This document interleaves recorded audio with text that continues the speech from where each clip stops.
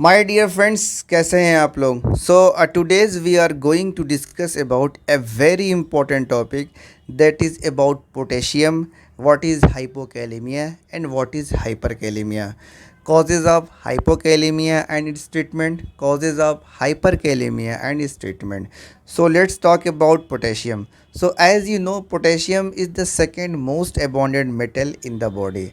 Potassium हमारे शरीर में दूसरा सबसे ज़्यादा मेटल पाया जाता है. Potassium is an alkali. Its normal serum value is 3.5 to 5.5 milli equivalent per litre and levels below 3.5 are called as hypokalemia and potassium level above 5.5 are termed as hyperkalemia. Potassium regulate the working of the muscles including the heart. Potassium हमारे शरीर में muscles की working को regulate करता है, हमारे heart की muscles की वर्किंग को रेगुलेट करता है. The kidneys are the primary route of the elimination for potassium. हमारे शरीर से पोटेशियम का जो मेन रूट एक्सक्रीट होने का है, निकलने का है, वो किडनी होती है.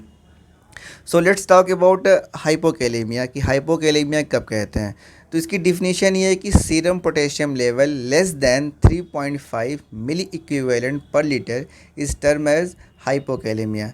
इसकी अगर इटियोलॉजी देखें या कॉज देखें कि हाइपोकैलेमिया होता क्यों है, तो उसके कॉज में आता है डायरिया, वोमिटिंग, मैल न्यूट्रिशन, डायूरेटिक्स का यूज़ आता है. डायाफोरेसिस मतलब बहुत ज़्यादा जब पसीना निकले तो उसको हम डायाफोरेसिस कहते हैं. इन बर्न के केस में भी हाइपोकैलेमिया हो सकता है. एंड पीएच चेंजेस, जब पीएच चेंजेस होते हैं तो भी हाइपोकैलेमिया हो सकता है. तो अगर हाइपोकैलेमिया होता है तो उसका साइन एंड सिम्टम्स क्या है.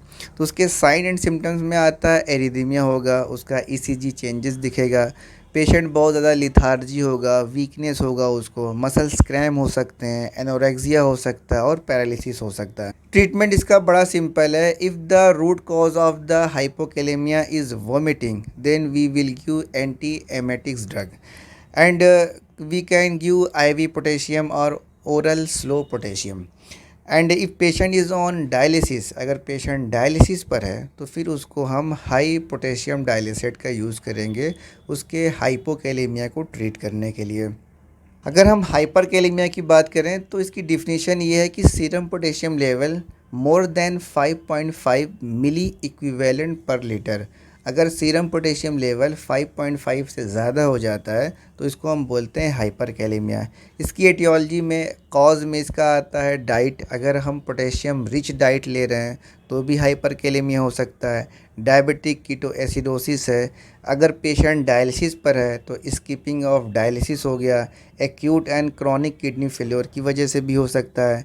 GI bleeding means gastro intestinal bleeding की वजह से भी हाइपरकैलेमिया हो सकता है. एडिसन्स डिसीज़ है, ट्रॉमा एंड सर्जरी है, ड्रग एब्यूज़ है, हीमोलिसिस फ्रॉम पॉइजनिंग है, सर्जरी, ट्यूमर डिस्ट्रक्शन है, यूज़ ऑफ एस इनहिबिटर्स, ये एंटी हाइपरटेंसिव ड्रग्स होती हैं जो कि बीपी कम करने के लिए यूज़ किया जाता है. इन सब चीज़ों से भी हाइपरकैलेमिया हो सकता है. इसका साइन एंड सिम्टम्स क्या है कि डायरिया है, मसल्स क्रैम है, वीकनेस है, हाइपोरिफ्लेक्सिया है, सीएनएस इरिटेबिलिटी है, हाइपोटेंशन है और कार्डियक अरेस्ट है. ये इसके साइन एंड सिम्टम्स है. ट्रीटमेंट में हम देते हैं आईवी कैल्शियम देते हैं और बाइकार्बोनेट देते हैं, ग्लूकोज एंड इंसुलिन देते हैं, ताकि जो पोटेशियम ज़्यादा हो गया है सीरम में वो वापस सेल्स के अंदर चला जाए. अगर पेशेंट डायलिसिस पर है तो उसको हम डाइट चेंजेस देंगे, डायबिटिक्स को चेंज करेंगे और उसकी हम डायलिसिस करेंगे. ये सिंपल सा ट्रीटमेंट है.